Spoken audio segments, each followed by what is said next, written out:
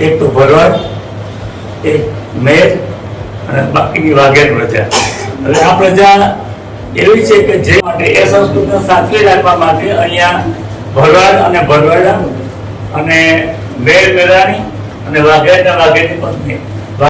કાઠિયાવાડ શું કામ કહેવાય એ કોન્સેપ્ટ એક માહિતી આપણી પાસે નથી. તો પહેલાના સમયમાં આ વિસ્તારમાં કાઠી કોમ્યુનિટી એટલે કાઠી જ્ઞાતિ વધારે વસ્તી આ કાઠિયાવાડ કહેવાય છે.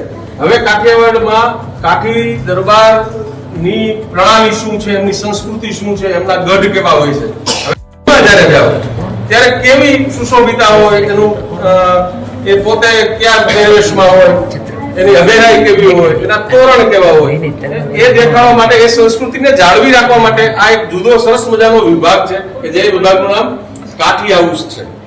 આનું પબ્લિકેશન પણ ભારત સરકાર અને ministry of culture, government of India અને યુવક સેવા સાંસ્કૃતિક પ્રવૃત્તિ દ્વારા આનું એક પબ્લિકેશન લુપ્ત થતી જાય. સાચી રમત બૌદ્ધિકતા સાથે તમારા સર્વાંગી વિકાસ માટેની સરસ મજાની એક રમત. આ રમતને શું કહેવાય કોને ખબર છે?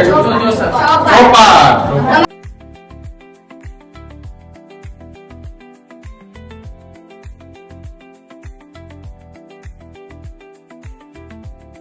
નાનો પ્રયોગ તમને મારા ઘરે કર્યો હશે.